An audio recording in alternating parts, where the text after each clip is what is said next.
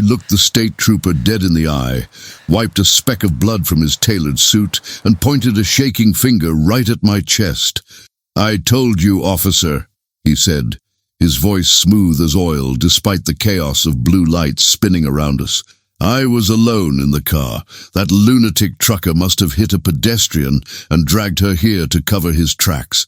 I've never seen that girl in my life." The trooper looked at the wealthy kid in the BMW, then he looked at me, a 6'4" trucker covered in mud, grease and rain, standing next to a trembling, unconscious girl I'd just pulled from the wreckage. It looked bad. It looked like the kind of lie money could buy. The kid smirked at me when the cop turned his head to call it in. He thought he'd won. He thought his story was the only one that mattered because he had the luxury car and the clean record. He didn't know I had 3 cameras rolling in high definition, and he definitely didn't know that my dashcam had recorded the one thing that would bury him. The sound of him begging her to stay quiet before the cops arrived. Before we continue, please tell us where in the world are you tuning in from? Drop your city and mile marker. We love seeing how far our stories travel. It was one of those nights where the rain doesn't just fall, it attacks. The kind of Missouri storm that turns the I-44 into a black mirror, slick with oil and treachery. I was running a heavy load of structural steel westbound toward Springfield, the wiper blades fighting a losing battle against the deluge.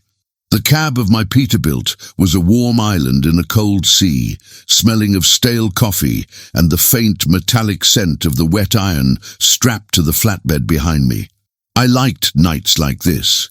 They kept the amateurs off the road. Most four-wheelers had the sense to park it at a Motel 6 when the visibility dropped below 50 yards, leaving the asphalt to us, the ghosts in the hammer lane, pushing 70,000 pounds of commerce through the dark. My name is Jack Mercer, but on the radio they call me Redline. I've been hauling long enough to know that when the hair on the back of your neck stands up, you don't ask why, you just lift your foot off the fuel. That feeling hit me around mile marker 80. The radio chatter had died down, just the static hiss and the rhythmic thump swish of the wipers. I checked my mirrors. Blackness, save for the amber glow of my running lights reflecting off the wet pavement. Then, a pair of xenon headlights cut through the spray behind me like lasers. They were moving fast, too fast. I checked the side mirror again. A silver BMW coupe was weaving through the spray, riding the bumper of a minivan in the left lane before swerving violently to the right to undertake. I muttered a curse and eased off the throttle, giving him space. You see it all the time. Money doesn't buy physics. The kid in the driver's seat probably thought his traction control could rewrite the laws of friction. He shot past my cab, a blur of silver and arrogance. I saw the taillights flare red as he realized he was coming up too fast on a slower semi in the right lane. He jerked the wheel left. That was the mistake. The BMW hit a patch of standing water. Hydroplaning is a quiet violence. You lose the road sound, the steering goes light, and suddenly you're just a passenger. The car spun, a graceful, terrifying pirouette across the lanes.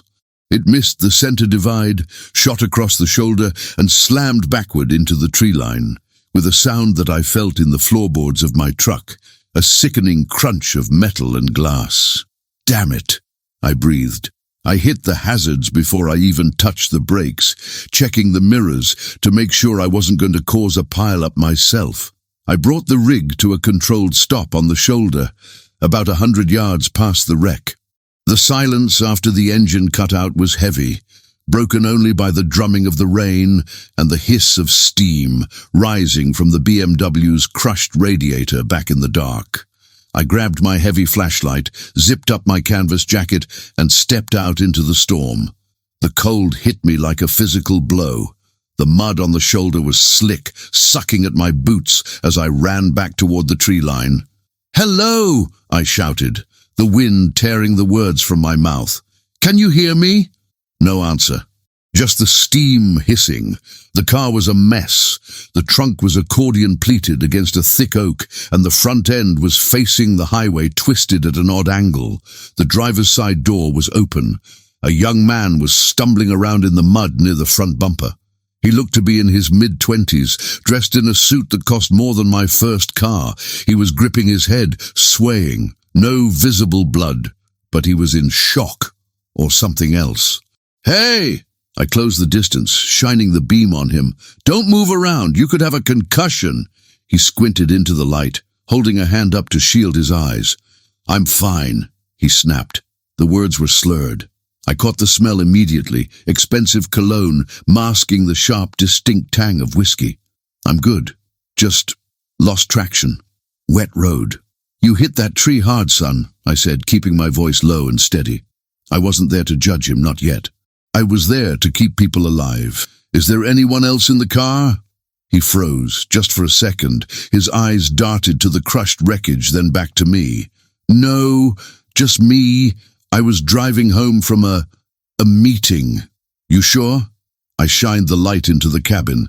The airbags had deployed, hanging like deflated ghosts. The interior lights were out. "I need to check." "I said I'm alone." He stepped in front of me, putting a hand on my chest. A bold move. He was maybe 5'10", soaking wet and drunk. "I'm 6'4", and I move steel for a living." I didn't budge. "Look, man," he said, his voice dropping to a conspiratorial whisper, "I don't need the cops involved. I can call my own tow. My dad owns the dealership in Springfield. We can handle this. I've got cash." I gently removed his hand from my jacket. "Sir, step aside. I'm checking the vehicle." "You listen to me, you grease monkey," he started, anger flashing in his eyes, the arrogance pushing through the shock. I ignored him and moved to the passenger side. The door was jammed shut, the metal buckled. I shined the light through the shattered window. The passenger airbag had deployed too. "Why did the passenger bag go off if you were alone?" I asked, not looking back at him. "Sensor malfunction," he shouted over the rain. "Piece of junk German engineering." I leaned closer, wiping the rain from the glass. There was something on the floorboard. A splash of color. Pink.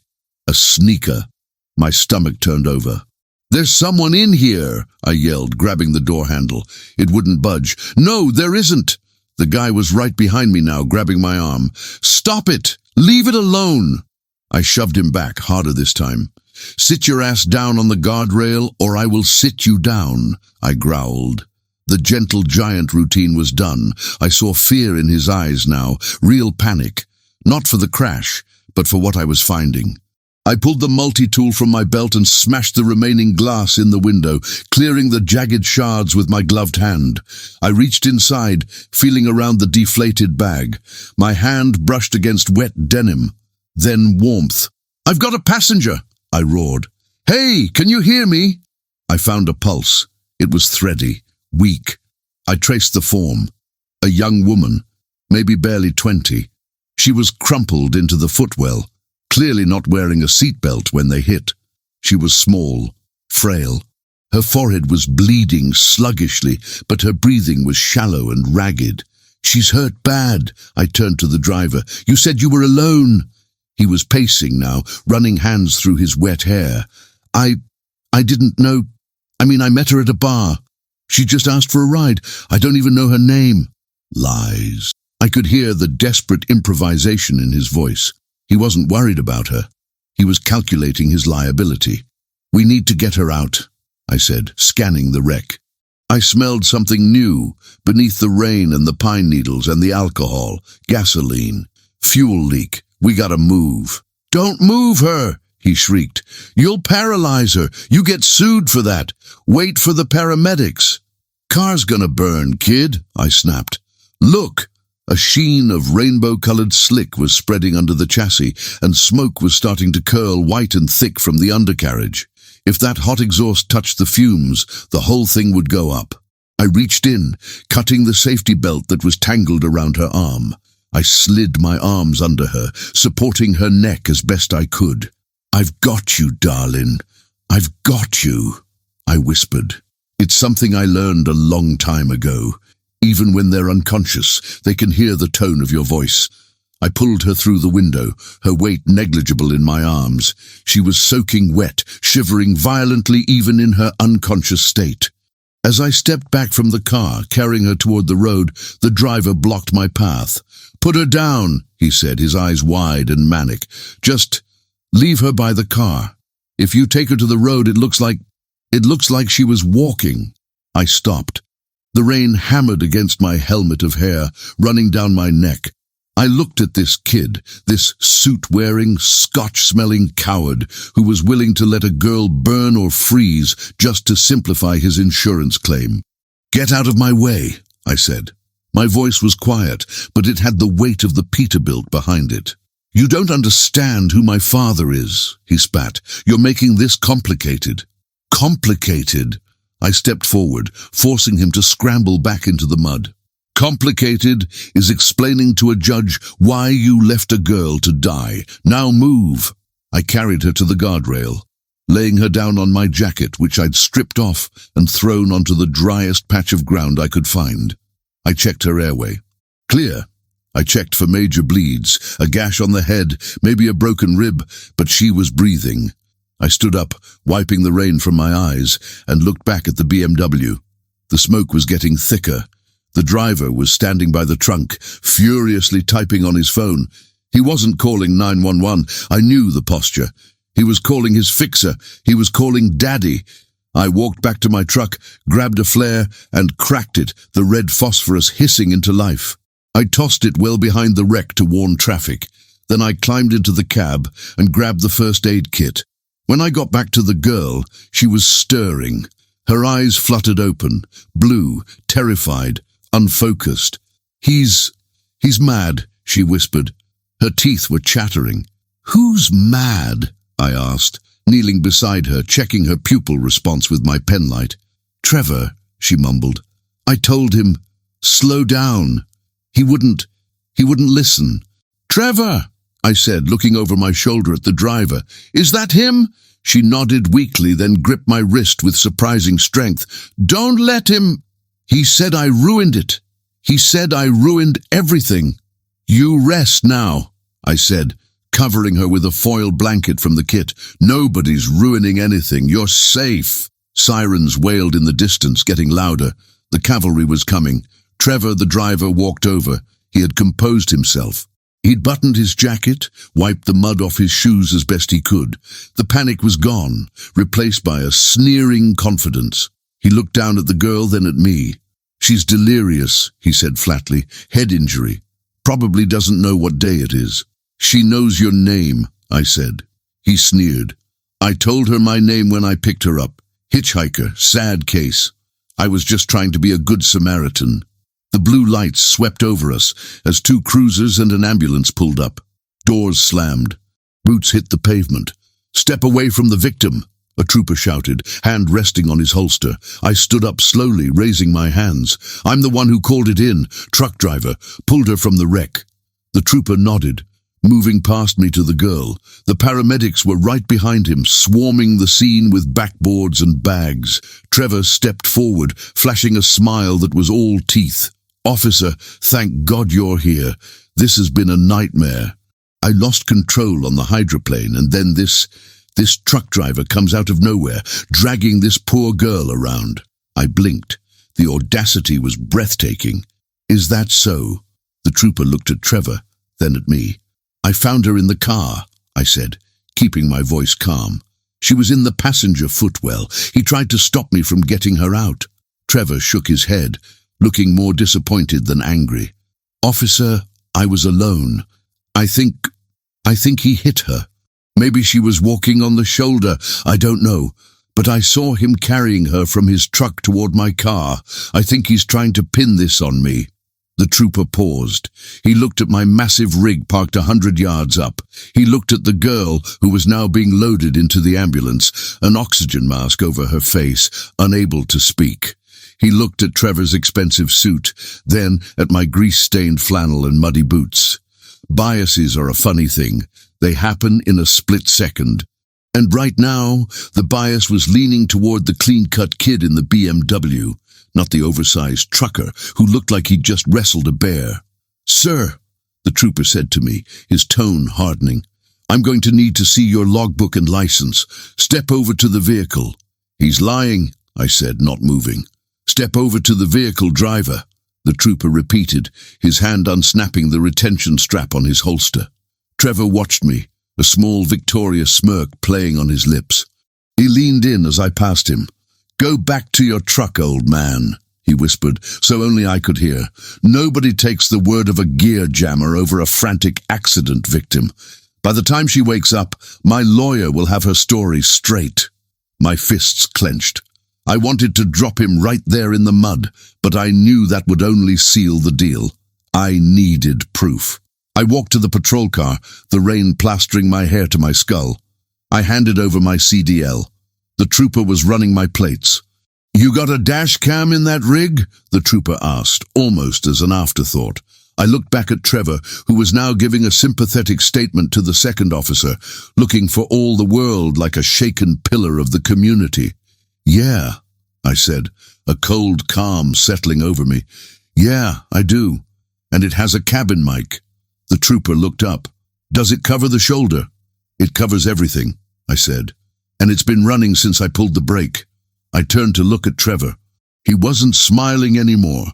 He was staring at the small black lens mounted in the center of my windshield, the tiny red recording light blinking in the darkness like a relentless, unblinking eye. I walked toward my truck. "Let's go watch the movie," I said. The walk back to the truck felt like walking the Green Mile, but in reverse.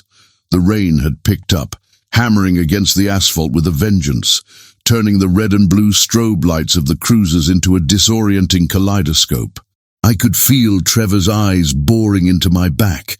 He was standing by the ambulance, arms crossed, talking fast to the second officer, probably spinning a web of lies about how I'd road raged him off the highway.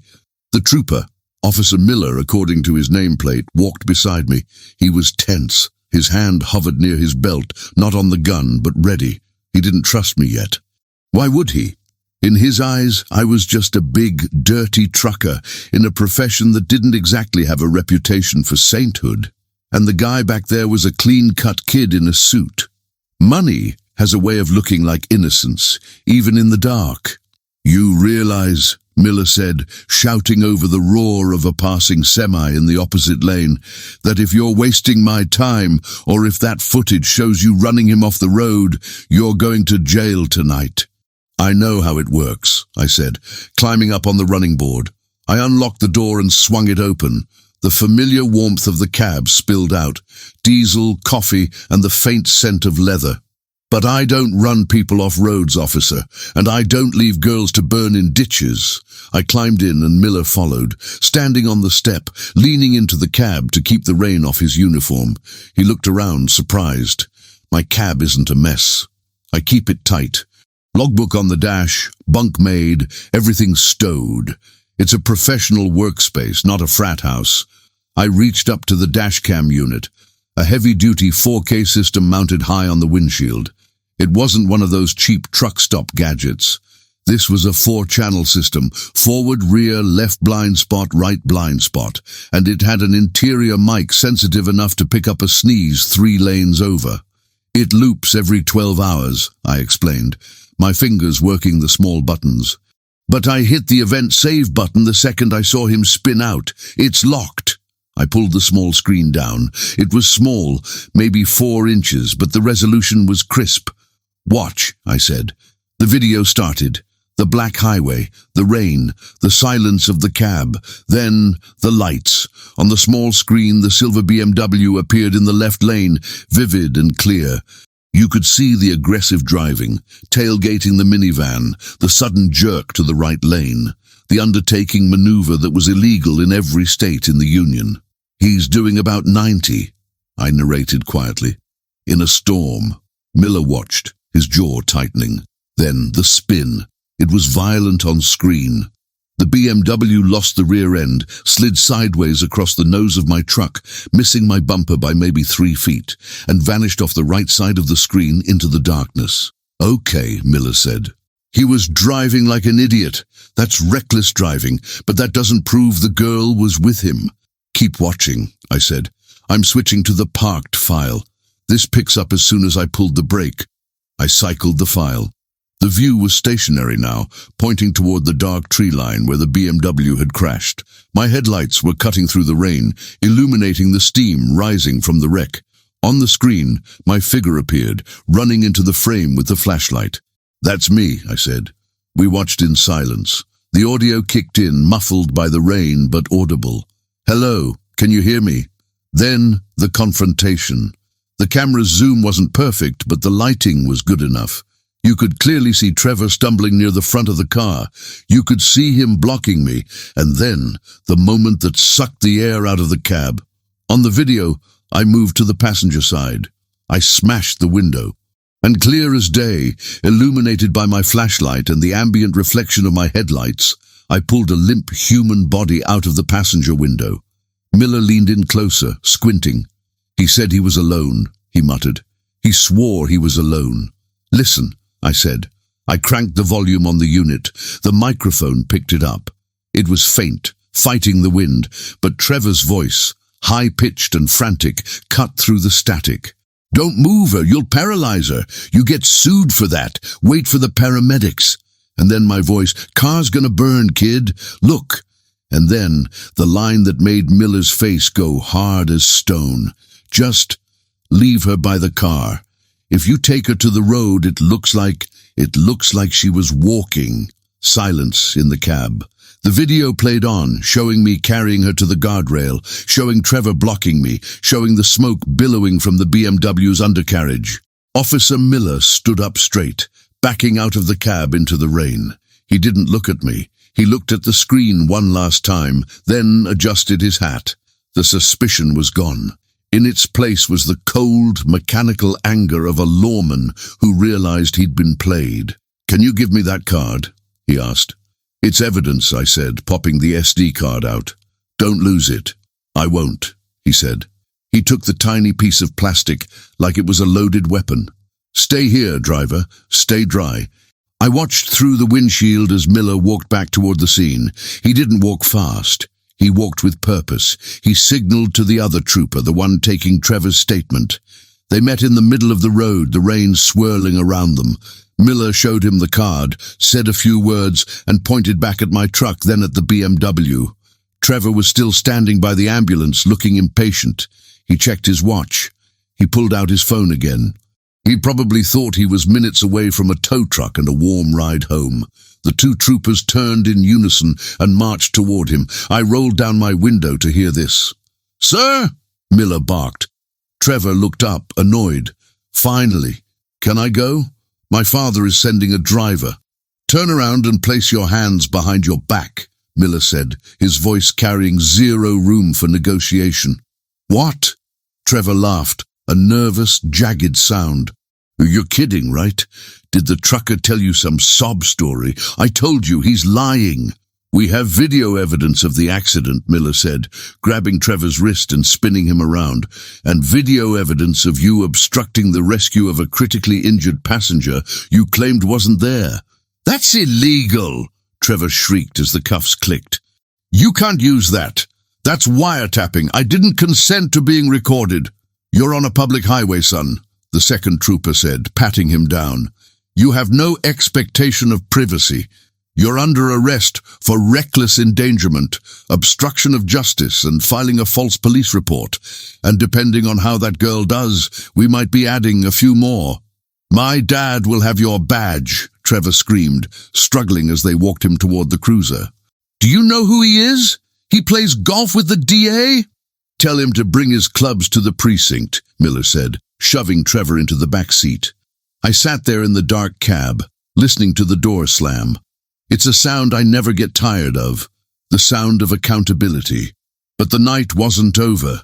The ambulance was still there, the back doors were open, and the paramedics were working frantically.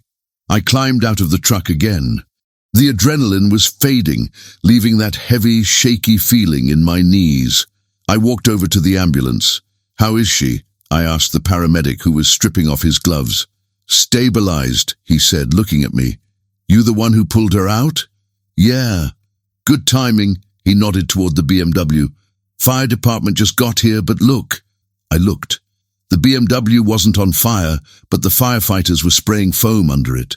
Fuel line ruptured right onto the hot cat, the paramedic said.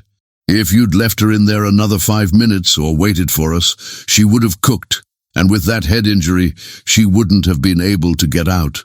I felt a chill that had nothing to do with the rain. Trevor had known. He had to have known. He was willing to let her burn to save his insurance premium or his reputation. Who is she? I asked. Did you find ID? Yeah, the paramedic said, lowering his voice. Her name is Sarah Jenkins. We found a badge in her pocket. She's not a hitchhiker. What is she? She's an intern, he said, for the dealership Trevor's daddy owns. Guess the meeting he was driving her home from wasn't exactly official business. It clicked. The secrecy. The desperation to distance himself. It wasn't just a drunk driving charge he was scared of. It was a scandal. He was dating or using the help, and he was willing to erase her to keep it quiet. Officer Miller walked back over to me. He looked tired. You good to drive, Redline? He asked, using the handle. I guess he'd seen it on the side of my rig. I'm good, I said. Just gonna pour some coffee. We'll need a formal copy of that video file emailed to the station tomorrow, he said. Then he paused. He stuck out his hand. And thanks. I almost bought his story. He's a good liar. They usually are, I said, shaking his hand. Until the lights come on. Drive safe, Miller said. I climbed back into the Peterbilt. The rain was finally letting up, tapering off into a light drizzle. The flashing lights of the police cruisers were fading as they pulled away, taking Trevor to a cell that was going to be a lot less comfortable than his BMW. I put the truck in gear. Feeling the rumble of the diesel engine vibrate through the seat, I released the brakes. The hiss of air was a sigh of relief. As I merged back onto the empty highway, I thought about Sarah. She had a long road ahead of her, hospitals, lawyers, trauma. But she had a road. That was the important part. I reached up and tapped the dashcam, my silent partner. It didn't judge, it didn't blink, and it didn't care who your father was. It just watched. I keyed the mic. Breaker 19 for anyone eastbound. Watch out for the mess at the 80-mile marker. Wreck's cleared, but the karma is still heavy. Keep the shiny side up. Roger that, Redline. A voice crackled back from the dark. Thanks for the heads up. I settled into the seat, watching the white lines tick by. Just another night, just another mile. But tonight, the darkness felt a little less heavy. 3 weeks later, I was sitting in a booth at a Waffle House just outside of Tulsa, watching the steam rise off a black coffee. The morning sun was just starting to bleed through the blinds, painting stripes of gold across the scratched Formica table. I was tired. The good kind of tired that comes from 3 days of hard running and a clean logbook. My phone buzzed on the table, vibrating against the salt shaker. I usually ignore it when I'm eating, but I saw the area code. Missouri. I picked it up.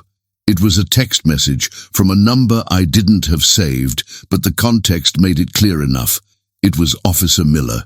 Thought you'd want to know. Sarah Jenkins walked out of the hospital yesterday on her own 2 feet. Her statement matched your video frame for frame. The DA is throwing the book at the driver. Attempted manslaughter, among other things. His daddy's lawyers couldn't make the tape disappear. A second message popped up a moment later. She asked for the name of the trucker.